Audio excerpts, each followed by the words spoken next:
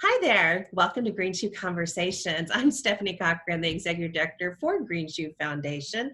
And I get to welcome you guys. Thanks for joining us. This is episode 19, and it's a very special episode for me.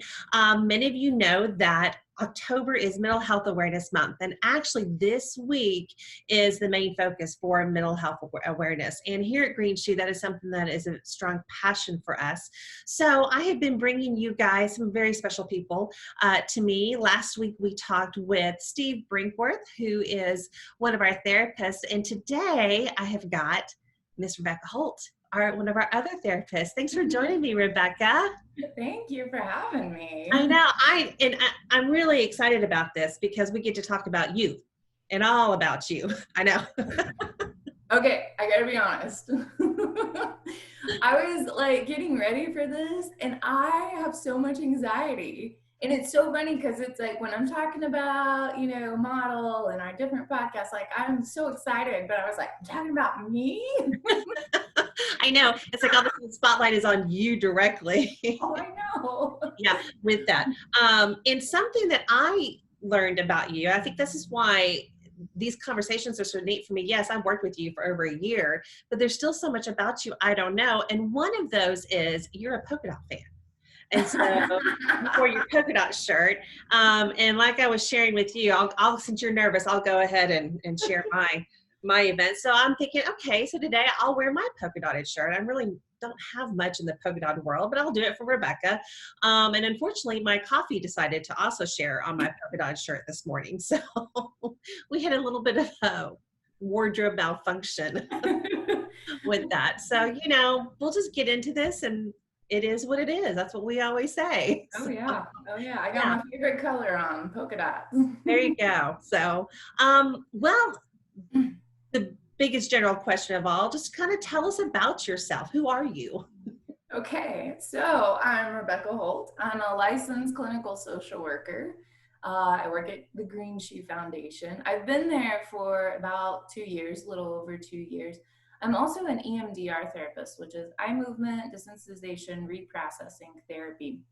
It's a really great therapy for trauma and anxiety, depression, so many things. Before coming to Green Shoe, I worked in an outpatient clinical setting, doing individual group therapy. I did a lot of work with trauma, grief, different things there. And so now, I just love the work I get to do at Green Shoe. So tell us a little bit about why counseling. Again, you've got a master's in social work, but kind of go back through, and yes, this is a very leading question. So where did you go to undergrad? Well, it's interesting, and I was thinking about this before. So I've always wanted to help. Like I look at, when I was in kindergarten, what do you want to be when you grow up? I don't know, but I want to help people. So it's always kind of in my heart to be a helper. And it's funny because I started at Oklahoma State, and I remember being in like the freshman orientation and thinking, what degree can I get that has the least amount of math requirements? So totally honest. Yeah. So I transferred to UNT. So I got my bachelor's from the University of North Texas, which, yep. You did too. Yep. Yeah. So I studied child development and family studies there. I've always loved working with kids and families. And then I realized, with that degree, there's only so much you can do. I needed to go get my master's. And as I was looking at master's programs, I realized social work. I wasn't quite sure I wanted to do therapy just yet. But social work is such a broad field that I knew I could do clinical work if I wanted to. And so from there, I just started doing practicums and started learning that I love doing therapy with individuals. So here I am. Yeah. And one thing, and by the way, I loved that program at UNT too. That was part of my focus too, going through that.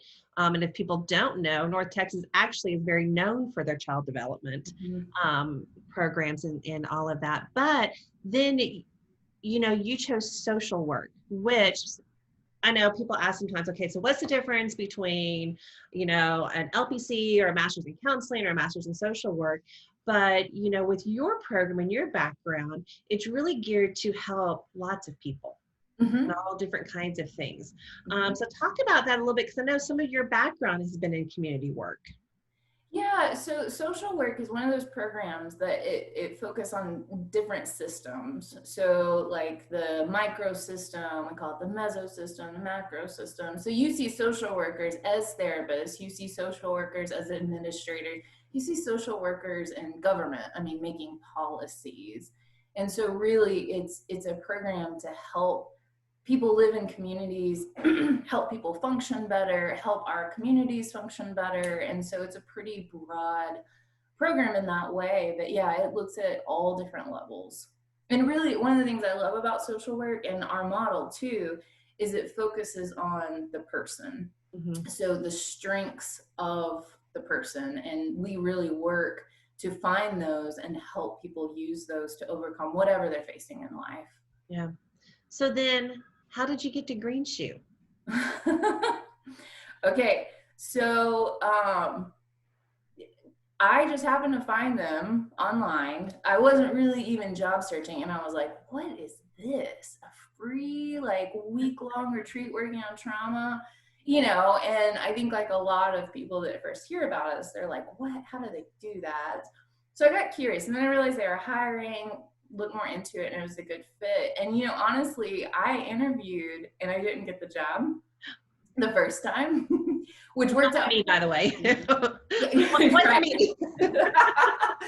Which it was perfect. And that's amazing sometimes how the timing of things is exactly what it's supposed to be. So what happened was I had someone I knew personally that had gone through it, and I was like, tell me about this. You know, I had interviewed, I'm so fascinated. I remember them telling me about their week, and I looked at them and I said, I want to do that for a living. Like, that is where I'm supposed to be. Crazy. A week later, Teresa called me and said, hey, what do you think about maybe interviewing again? Yeah. And the rest is history. So Yeah. And it's such a great fit because, again, and one reason I wanted you to talk about your background too, because again, you're so passionate about the trauma work that you do. And yes, helping the individual, but helping the system, whether that's the family yeah. as a system, the community. And for us, that's our passion, you know, and there's nothing more rewarding when we get to see the impact it has on an individual and then the impact it has on their family, whether it's their children or their relationships. And then, you know, we're starting to see a more global aspect of here in our community. And so I just watch you interact with that, as that's such a passion of yours. Oh, yeah. Yeah. You know, and we were talking about this being Mental Health Awareness Month, week, all of that. And I think one of my passions for sure is trauma informed care. Mm. So in the therapy world, I think most therapists are going to be trauma informed. And really what that means is understanding where people come from. You know, we always pose the question, you know, when someone comes in with symptoms, it's not saying, you know, why are you this way? Why are you doing that? It's like, no, what have you been through? Where are you coming from? And so that's kind of the basic explanation of trauma informed. But it's a passion of mine that not only in the trauma world, but the medical field, you know, having trauma informed doctors, nurses, and my husband, you know, he's in the public education system, but having trauma informed teachers, you know, looking at children and saying, you know, what's going on with you? You know, what's going on at home? But then, you know, I was thinking about it, and on a community level, with everything that's happened this year and kind of the social justices that have come to light, but trauma informed police, you know, Yeah. I mean, I think that's been something we've had conversations about, is understanding what people have been through and where they've come from. And so I'm absolutely passionate about that.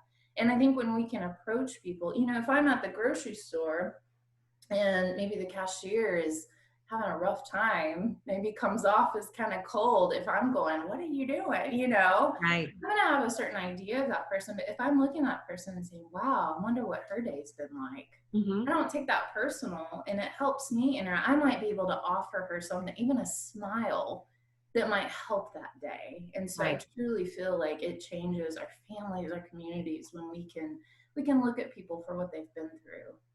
And I know over the last several years, especially here in Oklahoma, that term has kind of become what I call a hot topic.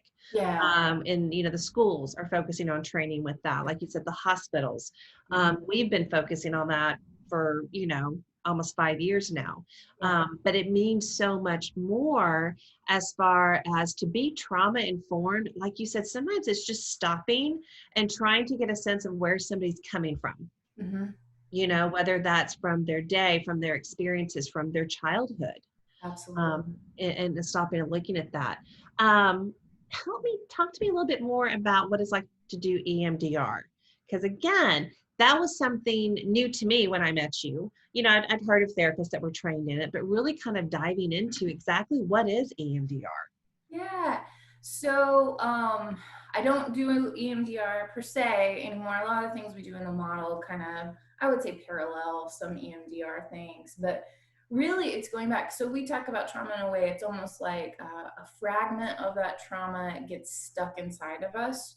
So our responses go back to those fragments of trauma. So in EMDR, it's like we're going in and trying to move out that splinter. And the way that we do that is helping people talk through those events in combination with eye movement. So literally, I'm in session with someone asking them to bring up a traumatic event, and they're following my hand with their eyes. So this eye movement, I call it bilateral stimulation because right brain, left brain, almost like whenever you're in a deep sleep and you're in a REM state, rapid eye movement, you're processing Mm-hmm. thoughts of the day, of things that have happened, emotions. And so a lot of studies have shown that when we use EMDR, that trauma, we're able to move that out a lot faster. And so I've had sessions where someone comes in with a traumatic event from childhood. We do a session at EMDR. They're coming back 2 weeks later and saying, it doesn't bother me the same way. Mm-hmm. And so, they process through that, release some of that energy, some of that trauma, but also, neurologically, we're rewiring the brain to perceive the world, to perceive things in a different way. So those neurons aren't firing to fight, flight, or freeze whenever that activating thing comes up. Right. And I know we talked about this in previous podcasts, and you really get into talking a lot about the neurological connections with Mm-hmm. trauma and Mm-hmm. then our body connections with that. Oh, yeah. And so, and we all understand what it's like, we push things down or we repress memories, but it's still there and Oh, still yeah. in us. Our body Um, remembers. Yeah. yeah. Last night I don't know why, but I pulled up an old picture, and it was a couple of years ago. Aaron and I had gone hiking. We're about a mile, and Aaron's my husband, but I know you know that. I don't know people watching, but we had gone hiking. We were about a mile into this hike, and my kneecap popped out of place. Ugh. Yeah, it was grotesque, and poor Aaron had to put it back in place, and then I had to walk back to the car. But it's funny, even as I pulled up those pictures and I was looking at that, mine, like, I felt some fear in my knee. Mhm. It was almost like, oh goodness, that was terrifying. But our body remembers those traumas, it responds. Mhm. I feel like trauma is finally catching the attention too of mainstream. I'm seeing it more in the media, and talking about it, and even in TV shows and movies. I know I got it really excited, and again, huge Grey's Anatomy fan. Yes, I have watched all of them. Thought I was going to give up a little bit, but stuck with it. But I think it was last season, I came to you and said, "Oh my gosh, Rebecca, they did EMDR." Mm-hmm. And did that and talked about trauma. And what I'm loving is people aren't afraid of the stories anymore. They're talking about trauma. They're talking about everything and putting it out there. And that's what we need to do. And like you said, break the stigma. It needs to be talked about. Yeah. Yeah. So I think a lot of times it's been that, well, in the past, don't talk about it, or sometimes people live in their bodies, something's wrong with me, I can't share that with anyone. But yeah, people are having conversations. We're understanding more on a physiological level what it does to us. And so it's really exciting that I think, most of us have experienced some kind of trauma in life, and we're able to share that, Mhm. and not feel shame about it. Right, right. Um, Do you have a special guest with you today? And no, it's not your husband, Aaron. Sorry, we'll have to do that on a later podcast. But there is another member of your family who is kind of an honorary Green Shoe employee, I will say. She does come up and provide her services several times. So I know you're working from home. So I wanted to see if we could. Oh yeah, I had to wake her up. Sleeping on the job again, huh? Hey, what are you doing? Come here.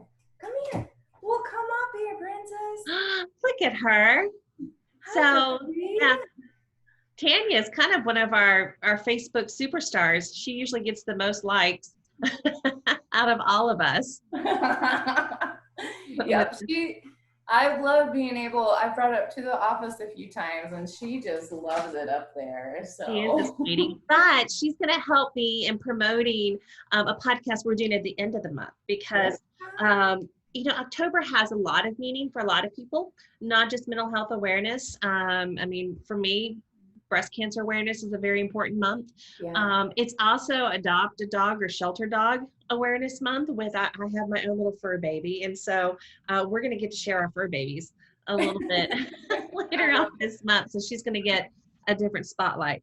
Okay, Rebecca. So I did this last week with Steve. And if you've ever seen any, famous podcast interviews, they love to do rapid fire questions. Okay. At least I didn't pull up your Instagram and us talk about Instagram. I'm not doing that. So I'm going to ask you some short questions. And as fast as you can, just say the first thing that kind of comes up. I know. Oh gosh. Okay. Yeah. So, okay, you ready? Answer. They're easy. Favorite city in the U.S. besides the one you live in? Washington, D.C. Last song you downloaded or streamed? Taylor Swift's new album. I was jamming to it before I got on here. All right. Favorite holiday? Thanksgiving. Okay. Invisibility or super strength? Super strength. Favorite junk food? We have golden Oreos right now. It's on standby and I can't stop eating them. Yes, I do have to keep those in stock or she gets. I know. Stop doing that. Okay, if you could go back into any time period, what would it be? Probably the 70s. Okay, that's music, great festivals. Yeah. My parents were hippies, so great clothes. I almost asked the 1870s or no, I get you. Nope. Cake or pie? Cake. And if you could be any animal, what would you be? My dog, Tanya Tucker. Very spoiled rotten. Yeah, very specific. Okay, and last one, Ariel or Jasmine? Oh, Ariel. I know. Yeah, I had red hair when I was a kid. I needed a redheaded princess. Okay, and my really last one, but you don't have to be really fast on this one. What is your favorite self-care tip or technique you do? A few. So for me, being active is really important. I sometimes joke with my husband, like when I have down days, I'm like, just tell me to go run a mile because I know it always helps, But I found that yoga is really that thing right now, that active. I talk about yoga that, yes, it's beneficial physically, but emotionally, it's incredibly beneficial. And so I've been in practice, like consistent practice for about 1.5 years at a great gym that I think we're going to get to talk about a little bit. And some of my yoga teachers, but that, and then really getting outside. I grew up in Southeast Oklahoma out in the country. And so just this last weekend, I got to go to our farm and just be out in wide open spaces, and just in nature. That's a huge thing. And then family. Just checking in with family, being with family. I have wonderful brothers and nephews and love spending time with them. So yeah, that's really important. That is awesome. And you've shared a lot with me personally about kind of your practicing in yoga. And that was something I've always struggled with, and have recently been getting into it. And it's been great. And again, that emotional component with it. And even, we've looked at doing some trainings recently with trauma-informed yoga and how those, connect and correlate, which you're right, such a great segue because you are taking over the podcast next week. And you're bringing in some guests to talk about kind of the benefits of yoga. And we're not just talking about the health benefits, but also the emotional Yeah. benefits. I'm excited to hear that because, again, somebody that is brand new to this and who I always felt like, oh, I can't do this. I'm not bendy enough. And I was even telling you yesterday, I go, it's so intimidating with the ads on Facebook of people in these positions and they're jumping out of them. And I'm like, yeah, there is no way that I'm going to do that. But that is not the yoga that we're talking about. This is not the fancy yoga Lattes, hot fusion kind of thing. So this is really something that has been impacting for me. Yeah. And again, and your journey. So I'm excited. Yeah. Well, and for the people that think yoga is about being bendy, I also used to think that I'm like a year and a half into a consistent yoga, but I still can't get up in the morning and touch my toes. Like I'm like at my knees. So Yeah. it's not at all about, because I think a lot of that is just your body and genetically how you were made. I mean, so yeah, I'm really excited to share some of that and have some of my favorite yoga people on. Yeah. I'm excited for that. And one thing I forgot about too last week to mention, every month we have a book of the month that we encourage people. And this month, we really have kind of gone back to our roots, and that is our Facing Codependence by Pia Melody. And if you have not read this book, you have got to read this. Yep. This opened up my eyes. Again, all of my background and training, thought I knew what codependence was. But it's really fascinating. And again, it's not a theoretical talking above your head kind of read. So our model's based on Pia Melody. And so it's a great read. If you can get this off Amazon, if you can't find it, you can also go to our website. We've got a library resource that you can click on it and takes you straight to the link on Amazon where you can get this. So, okay. So Rebecca, that wasn't painful. Man. Yeah. Yeah. Did it. I know we did it. Yeah. You did awesome. So no, and I appreciate you doing this. Again, you work and give yourself so much to the people that come through our retreats. And so it's kind of fun for them to get to know a little bit more about you. And I do appreciate Tanya gracing us with her presence for that brief second. And we'll get to be able to feature her a little bit later this month. So again, I appreciate everybody joining us. And if you would like to reach out to us at any time, check out our website at greenshoe.org. You can also find us on the Facebook with Green Shoe Foundation, but really exciting, launching soon is a separate Facebook page that will have the Green Shoe Conversation. So you'll be able to exclusively get our podcast anytime. So check us out next Friday. We will be back. And again, Rebecca will be taking over, and we're excited to hear all that.